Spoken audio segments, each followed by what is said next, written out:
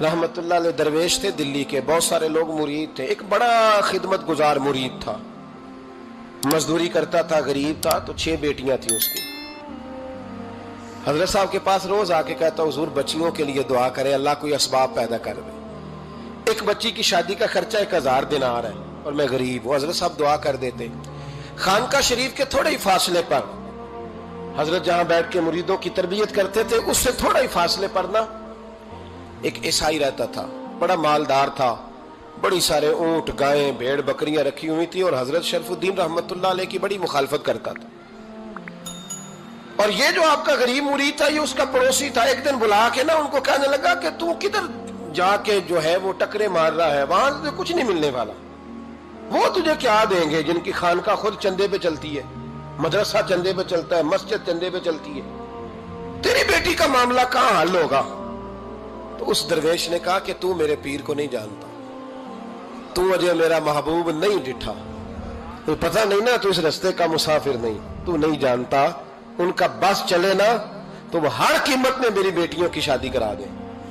अब वो ईसाई था, कहने लगा अच्छा चलो ठीक है, अगर इतनी बात है ना तो जाओ उनसे जाके कह दो कि 6 साल के लिए मेरे साथ मुआहदा कर लें, तो मेरे जानवरों को चारा डाल दिया करे, 6 साल ड्यूटी करे, मैं 6000 दिनार दे देता हूं। वो मेरे साथ 6 साल मेरे जानवरों को चारा डाले, रखते हैं ना आप चारा डालने के लिए, एडवांस पैसे दे के। अब तो लोग उन्हें भी गुलाम ही बना लेते हैं, बड़ी थोड़ी तनख्वाह देते हैं, जुल्म करते हैं, पूरा मुआवजा नहीं देते। हजरत शेख शरफुद्दीन के बारे में वो कहने लगा, जब अपने पीर से जाके कह के मेरे जानवरों को 6 साल चारा डाले, मैं 6000 दे देता हूं, तू जो कहता है हर कीमत पे जाने को तैयार है। उसने जब ये बात की तो मुरीद ने नाराज हो गया, वो लड़ाई हो गई, गिरबान पकड़ लिया, झगड़ा हुआ, बात बड़ी दूर गई। इस तरह की बात करता मेरे हजरत के बारे में, तेरे जैसे कई मैं वहां काम पे रखा दूं। जब वो बड़ी बहस हुई, बात मोहल्ले में, इलाके में फैल गई, दुनिया ने सुन ली, तो शेख शरफुद्दीन तक भी पहुंच गई। इस तरह झगड़ा हुआ है। लोग सो गए इशा की नमाज के बाद। हजरत साहब ने ना सर पे कपड़ा लिया, उस ईसाई के दरवाजे पे दस्तक दी, वो बाहर आया, फरमाने लगे लोग तो सोच समझ के मुलाजम रखते हैं, तूने भी तो सोच ही लिया होगा, तभी तो मुझे ऑफर की है। तू अपनी ऑफर पे कायम है? वाकई मुझे रख लेगा और 6000 दिनार दे देगा?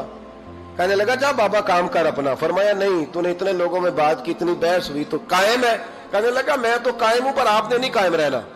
फरमाया मैं सोच समझ के आया हूं। उसने कहा आप ड्यूटी करेंगे, भैंसों को चारा डालेंगे? फरमाया एक शर्त, बस जब अजान हो जाए ना तो मुझे रब की नमाज पढ़ने की इजाजत दे देना, बाकी सुबह शाम जो तू कहेगा। अगर उस गरीब की बेटियां ब्याही जाए तो मुझे और क्या चाहिए?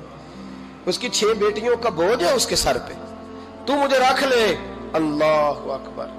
वो कहने लगा चले पे मेरे साथ खते बंदगी कर ले। आजकल हम स्टाम करते हैं, उस जमाने में खते बंदगी होता था, गुलामी का खत, काजी शहर के पास, यानी उसका ख्याल था कि चलो स्टाम की बात करूंगा तो भाग जाएंगे। फरमाया चल मैं तैयार हूं। काजी तक गए, तय हो गया, 6000 दिनार दे दिए। हजरत ने मुरीद को बुलाया, फरमाया पुत्र ये ले जा, जा मेरी बेटियों को रवाना कर दे। कहने लगा हुजूर ये क्या कर रहे हो आप, कुछ सोचें। फरमाया यार जब तुझे बेटा बना लिया तो फिर मेरी पोतियां तो लगती हैं ना, मेरा हक तो बनता है ना, जा जाके ड्यूटी कर, उनको ब्याह दे। बात फैल गई। बादशाह भी अकीदतमंद था, वो 12000 दिनार लेके पहुंचा। क्या बताऊं इन रब के बंदों का दिल कैसा होता है, क्या दर्द होता है, क्या रंग। 12000 दिनार लेके बादशाह आया और आके हजरत को पेश किए का हुजूर आप दें इस ईसाई को, डबल दें और जाए काम करें। आप फरमाने लगे तू पैसे दे, शर्तें ना लगा, मेरा जहां दिल करेगा मैं खर्च करूंगा। मुझे तो मजा ही अब आने लगा है, अभी तो लुत्फ आ रहा है, अभी तो जायका आया है कुछ करने का। पैसे देने हैं तो दे, पाबंदी ना लगा, जहां मेरा दिल करेगा मैं। उसने कहा हुजूर ठीक है रख ले। हजरत ने फजर मस्जिद में पढ़ी, जेब में 12000 दिनार थे, ऐलान फरमाया भी किसी और की बेटी भी बैठी है तो पैसे मेरे पास है। वो 12000 दिनार भी बांट दिया, और 12000 दिनार बांट के ना तो फिर चले गए खेत में चारा काटने। उस ईसाई को किसी ने बतलाया कि उनके पास तो 12000 आया है, पर तुझसे जान नहीं छुड़ाई उन्होंने। वादा ये हुआ था कि 6 देंगे तो जाएंगे, जब तक देंगे नहीं तेरे घर में काम करेंगे। वो ना चारा काट रहे थे, हजरत साहब तो वहां पहुंच गया, दूर जाके खड़ा हो गया, कहने लगा बाबा پہلے تو میں نے مسلمانوں کے اخلاق سنے تھے، اب تو میں نے دیکھ بھی لیے، پر یہ بتا جب 12,000 آیا تھا جان کیوں نہیں چھڑائی؟ تو حضرت چارہ کاٹتے کاٹتے رو پڑے، فرمانے لگے تو نہیں نہ جانتا یہ بیٹیاں سانجی ہوتی ہیں، پتہ نہیں نا؟ میرے رسول پاک نے تو حاتم تائی کی بیٹی کے سر پہ کپڑا رکھ کے کہا تھا بیٹیاں برابر ہوتی ہیں، تو یہ نہیں پتا جب اس کی 6 بیٹیوں کی شادی ہوئی ہے میرے اندر روحانیت کتنی بڑی ہے۔ فرمایا پھر 12,000 آیا ہے تو 2-4 بچیاں پھر گئی ہیں، تو یہ نہیں پتا میں اندر سے راضی کتنا ہوں، میں تیری نوکری کرتا رہوں گا، پتہ نہیں اللہ کتنی بیٹیوں کو بیاہ دے گا۔ اتنا رویا وہ عیسائی کے پیروں میں بیٹھ گیا، کہنے لگا بابا میں نے تیری مخالفت کی ہے پر تیرے قریب آ کے پتہ چلا ہے کہ تو بہت اونچے اخلاق کا مالک ہے، اور اگر تیرا یہ مقام ہے تو تجھے اخلاق سکھانے والے محمد عربی کی شان کتنی ہوگی۔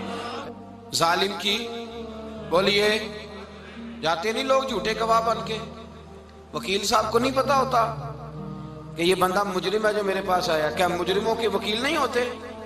بولے تو اس کو پتہ نہیں ہوتا وکیل صاحب کو کہ یہ صاحب مجرم ہے، میرے پاس مقدمہ لے کے آئے، اور اگر بے ادبی نہ ہو جائے تو میرا خیال ہے قاضی عدالت کو بھی پتا ہوتا ہے کہ مجرم کون ہے اور مظلوم۔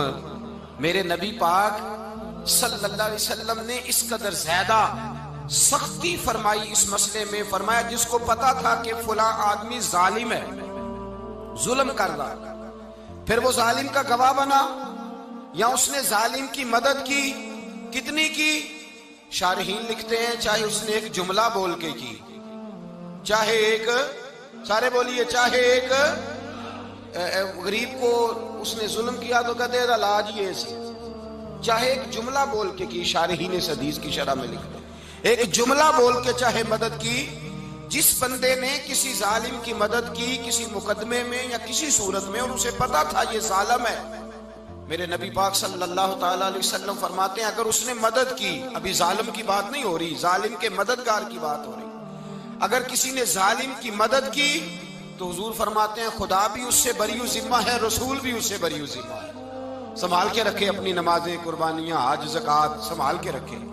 اگر ظالموں کا مددگار ہے، الیکشن آ لینے دے، آپ کو نظر آ جائے گا کون کون ظالموں کا مددگار ہے، نظر آ جائے گا۔ اپنی جیب سے لوگ پیسے دے کے ظالموں کی مدد کریں گے، ان کے فلیکس چھپوائیں گے، بورڈ لگوائیں گے، جیبوں سے پیسے دے کے۔ ہم نے خود آگ لگائی ہے چمن میں اپنے، بے سبب گردشی ایام کو الزام نہ دو، ہم نے خود نور کا ظلمت سے کیا ہے سودا، کر کے توہین سحر شام کو الزام نہ دو۔ ظالموں کے مددگار میدان میں آ گئے، یہ چھوٹا لفظ نہیں، میرے حبیب پاک صلی اللہ علیہ وسلم نے فرمایا جو ظالم کا مددگار ہے سن لے جو سجن کے ساتھ کچہری جاتا ہے، وہ یاد رکھے جو دوست کا گواہ بنتا ہے، وہ یاد رکھے جو کہتا ہے میں مانگی گیا تھا، مجھے بلایا گیا تھا قبضہ چھڑانے کے لیے کسی غریب بیوہ کی جائیداد پہ، وہ سن لے تو مدد کر کے نہیں آیا، تو خدا کے ذمے سے نکل گیا ہے۔ رسول پاک نے فرمایا تیرا میرا تعلق ختم ہو گیا، تو ظالم کا مددگار ہو گیا، پھر تو کہتا میں بے چین ہوں، میں بے قرار ہوں، میں آزمائش کا شکار ہوں، پلٹ کے دیکھ تو صحیح تیرا گناہ کتنا بڑا ہے۔ میرے نبی پاک صلی اللہ علیہ وسلم کا ایک اور فرمان سن لیں، ابن ماجہ ابو داؤد میں موجود ہے، اس حدیث کو آپ نے یاد کر لینا ہے، کر لیں گے انشاءاللہ، سارے کہیے انشاءاللہ، کر لیں گے یاد۔ حضور صلی اللہ علیہ وسلم نے فرمایا اگر تو ظالم کی مدد کرے گا نا، یہ لفظ دل کی تختی پہ لکھ لینا، یہ مکافات عمل ہے، مکافات عمل دنیا، ادھر کرو گے تو ادھر بھرو گے۔ فرمایا اگر تو کسی ظالم کی مدد کرے گا، سن لے حضور کا فرمان ہے، اگر تو ابن ماجہ ابو داؤد سیاہ میں موجود ہے، فرمایا اگر تو کسی ظالم کی مدد کرے گا تو رب تعالیٰ مرنے سے پہلے تیرے اوپر بھی ظالم کو مسلط کر دے گا، تیرے اوپر بھی ایک دفعہ ظلم ضرور ہوگا اگر تو ظالم کی، وہ کسی صورت میں بھی ہو سکتا ہے، کسی صورت میں بھی تیرا بیٹا ہی اٹھ کے ظلم کر دے گا، تو الجھ جائے گا، کسی نہ کسی جگہ تیرے لیے تباہی کا سامان ہوگا، تیرے اوپر ظلم ہوگا، اس لیے کہ تو ظالموں کا مددگار ہے۔ چاہیے یہ تھا کہ تو مظلوم کی مدد کرتا، انسانی ایمانی یقین کا فریضہ سر انجام دیتا، تو ظالموں کا مددگار ہو گیا۔ ٹٹول کے دیکھ لیں، رزلٹ نکال کے دیکھ لیں، ہمارے زمانے میں ظالموں کے مددگار زیادہ ہیں، اتنی لمبی زبانیں نکال کے ظالموں کی مدد کرتے ہیں، بڑے بڑے کالم نویس اللہ نے انہیں قدرت دی لکھنے کی، تو اپنا قلم ظالموں کی مدد میں خرچ کرتے ہیں۔ وہ لوگ جن کو اللہ تبارک و تعالیٰ نے قدرت دی، ہمت دی، طاقت دی، کچھ لوگ ان کے حلقہ احباب میں، وہ اپنے لوگوں کو استعمال کر کے ظالموں کی مدد کرتے ہیں، ظالموں کی مدد کرتے ہیں۔ میرے نبی کریم سید عالم نور مجسم صلی اللہ علیہ وسلم نے فرمایا، اگر تو نے ظالم کی مدد کی تو جب تک تو توبہ نہیں کرے گا رب تجھ سے ناراض ہی رہے گا۔ اللہ تجھ سے، او بھائی جس سے رب بھی ناراض ہو گیا، نہ کھانا نہ پینا نہ سونا نہ جاگنا نہ نیند، پھر تیری ہر چیز تیرے لیے آزمائش ہو جائے گی، پھر تیرا سایہ بھی تیرے لیے خوف کا سامان بنے گا، پھر زندگی جیتی جاگتی لاش بن جائے گی، تو اپنے کندھوں پر اپنی میت اٹھائے پھرے گا جب تو ظالم کا مددگار ہوگا۔ اور نبی پاک صلی اللہ علیہ وسلم نے فرمایا ظالموں کا مددگار بھی ظالم ہوتا ہے، ظالموں کا مددگار بھی، سارے بولے ظالموں کا مددگار بھی نہیں، کو نہیں، آپ سارے نہیں بولے، ایک دفعہ بولے ظالموں کا مددگار بھی، پکی بات ہے، ظالموں کا مددگار بھی۔ اللہ اکبر، جس کا یارانہ ہو، جس کا دوستانہ ہو، جو کہے میں نے نا اس کو اوکھے ویلے کے لیے ظالم کو یاد رکھا ہوا ہے۔ کبھی مشکل میں رکھے نہیں ہوئے لوگوں نے ظالم دوست، کہتے میں نے رکھے ہوئے ہیں، بلکہ ہمارے دیہات میں تو کہتے ہیں میں نے بازو بنائے ہوئے ہیں۔ کس کو بازو بنا لیا؟ ظالم بھی کبھی بازو ہوتا ہے، جو ظلم کی تلوار لیے میدان میں کھڑا ہے۔ قارون، حامان، فرعون، نمرود کا حال نہیں لوگوں نے دیکھا؟ اپنے زمانے میں آپ نے کتنے لوگ نہیں دیکھے جن کے سائے سے، آواز سے لوگ کانپتے تھے؟ پھر پولیس کی گاڑیوں میں وہ اس طرح مردہ پڑے کہ دنیا نے تماشا دیکھا ان کا۔ یہ رنگ ہم نے دیکھے نہیں اپنے آنکھوں سے۔ فرمایا ظالم کا مددگار بھی، جو کار میں بٹھا کے لے کے گیا وہ بھی ظالم، جس نے چائے پلائی وہ بھی، جس شخص نے کھانا کھلایا وہ بھی، جو کچہری تک ساتھ گیا وہ بھی، جس نے فلیکس کے نیچے، بڑے شرابی کے نیچے چھوٹی اپنی فوٹو لگائی وہ بھی، جو ووٹ کی پرچی ڈالنے گیا وہ بھی۔ کہہ دینا باہر نکل کے کہ حضرت صاحب نے سیاسی تقریر کی ہے، کہہ دینا، پر بات تو سچی ہے نا۔ خو کرے ہم تو سے تھوڑا سا گلا بھی سن لے، خو کرے ہم تو سے تھوڑا سا بھی گلا۔ امام مالک کے پاس ایک بندہ آیا، اس نے کہا حضور میں درزی ہوں، ایک ظالم بادشاہ مجھ سے کپڑے سلواتا ہے، میں تو ظالموں کا مددگار نہیں نا۔ ایک ظالم بادشاہ مجھ سے، حضور میں تو مددگار نہیں نا ظالموں کا۔ جو فرمایا ظالموں کا مددگار بھی ظالم ہوتا ہے، تو کپڑے لے کے آتا ہے میں سی کے دے دیتا ہوں، ذمہ داری نہیں۔ یہ ایک آدمی دکاندار ہے، اس سے کوئی بندہ چیز خریدنے آئے گا تو تھوڑی کہے گا میں نے نہیں دینی، تو دے گا۔